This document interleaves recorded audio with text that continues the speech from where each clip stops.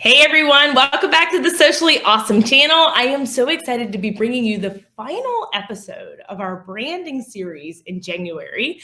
Today is all about what is your brand personality. But before we jump in, I will go ahead and make sure that you didn't miss our Become a Brand Boss challenge that we just did in Socially Awesome Entrepreneurs. So the recordings are still up for a few more days. Make sure you check the show notes to get into the community so that you can get copies of the recordings. We did a 3-day intensive of our free challenge, Becoming a Brand Boss, where we really dug in deep on what you need to make changes to in your branding, your messaging, your elements, all of the things to level up in 2023. So make sure to check the show notes for that link, and let's go ahead and just dive in. If you missed episode 1 through 4, you can go back and listen to them. I highly encourage it. These really did build upon each other and they complemented that challenge. So make sure that you go back and check those out. All right, so let's dive in. What is a brand personality? The term brand personality refers to the human characteristics that are attributed to a brand name. So an effective brand increases its brand equity by having a consistent set or trait of specific consumer segments. Mumbo, jumbo, right? But this personality is value added. You've heard it a million times. You've got to provide value in your content to grow on social media. You know this? It's not anything new for you, right? So this personality is something that which a consumer can relate to. So a brand personality is a set of human characteristics that are attributed to your brand. Companies should accurately define their brand personalities so they can resonate with the right customers. If you're not friends with everyone in life, right? You're not friends with everyone. You have acquaintances, you have business people, you have customers, but are you truly friends with people? Does your personality click with everyone? No. The same thing with your branding, your customers. And I said this in the last episode. I've said it 100 million times through all of my content over the years, but when you speak to everyone, you speak to no one. Your personality will really define who exactly aligns with you and who you want to work with and who wants to work with you. So a company's brand should aim to have that positive emotional response from the right customers, the right consumers. So the personal side of brand personality is important because in the digital age and the artificial intelligence age and the automation age, you want to make sure that even if you're automating things, your personality of your brand is still sprinkled throughout that. Okay, so it's very important for you to understand your brand's personality. So the personal side of the brand personality is not to be confused with necessarily the imagery or the creative assets. This is going to be a little bit more of that excitement, that kindness, that sincerity that comes through in your messaging.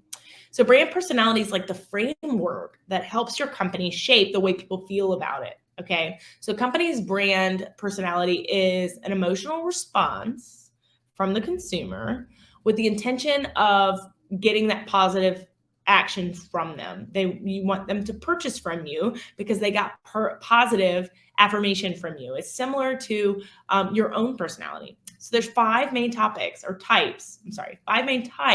brand personalities with common traits. So there's excitement, carefree, spirited, youthful brands, right? There's sincerity, kindness, thoughtfulness, an orientation of like family values. There's ruggedness, so rough, tough, outdoorsy, athletic style brands. There's confidence brands, so successful, accomplished, influential, which this will be highlighted a lot of times through their leadership.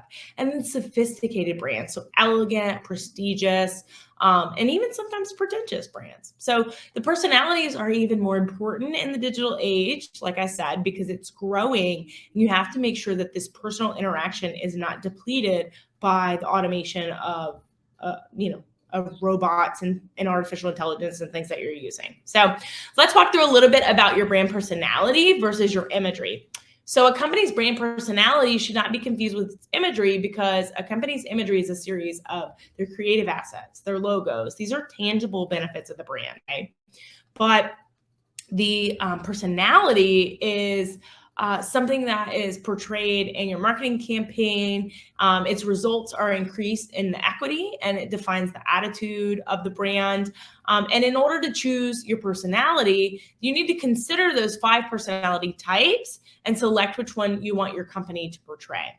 So I'll give you an example. If a new outdoor apparel company wants to resonate with consumers, and it wants to create that brand personality that's a little more rugged, that outdoor person, that hiker, maybe they're a competitive person. To set yourself apart, the company can position itself uniquely by developing a brand personality of sophistication.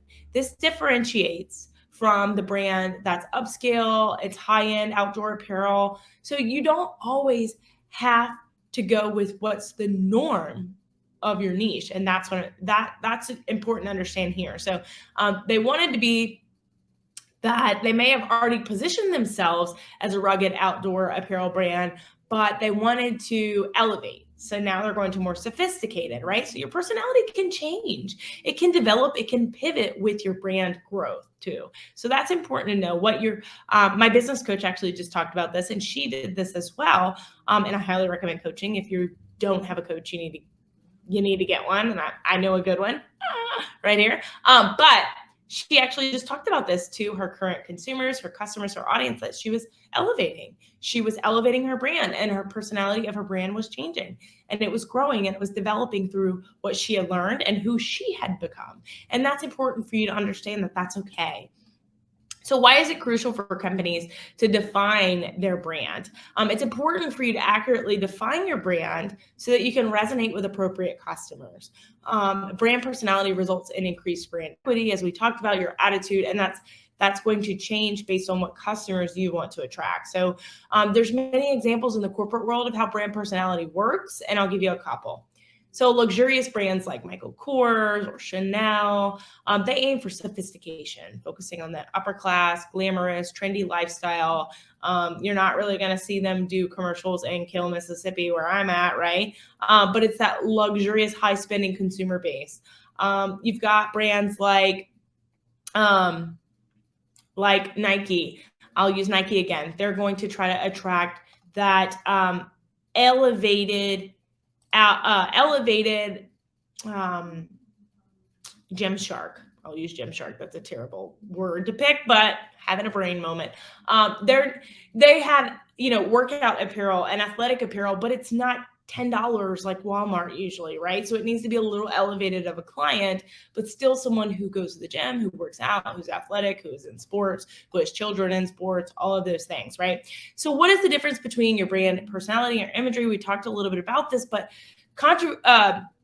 it's important for you to not confuse it, okay? So your imagery is a set of your assets, as we said, but your personality directly creates that emotional association. So you need to make sure that you understand the difference. And I'll keep saying that over and over, because a lot of people will think that, oh, my brand has a playful personality, it's a creative personality, so I'm just going to throw a flower on my social media assets. And that's not the case. So you really need to nail down your imagery separated from your personality. So I hope this helps. I hope you got value out of this. If you have any questions, you can connect with me inside Socially Awesome Entrepreneurs. I do trainings in there.